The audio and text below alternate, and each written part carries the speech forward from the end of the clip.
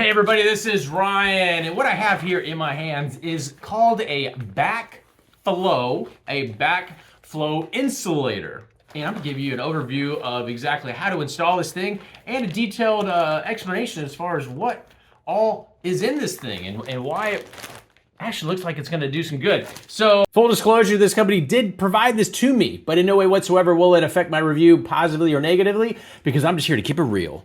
So this company reached out to me, and Goonie, if I pronounce that correctly, and they said, Ryan, check out this Backflow insulator, because it's cold outside, and these things should be insulated depending on the temperature outside, especially if it gets below the old 32 degrees Fahrenheit. Well, what are some cool things about this that might be helpful, that you might have questions about?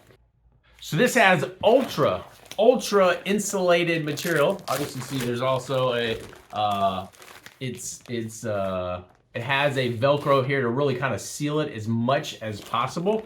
The insulation, the insulation on this includes 600D Oxford cloth. I have no idea what that is, but that sounds legit.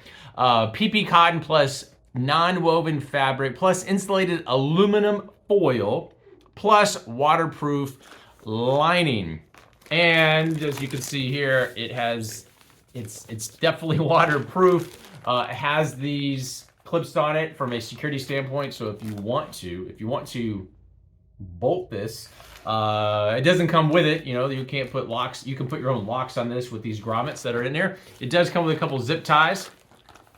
And but the inside also looks like a waterproof material, which tells me if the material that they said is in this. So the whole objective of this is to wrap this around the back and then seal it off, and that will prevent the weather, the cold weather, the rainy weather, any kind of weather that could possibly damage this backflow system. This is going to help prevent that from occurring. The size of the backflow system that this will cover. Take note that this is 17 inches wide from here to here.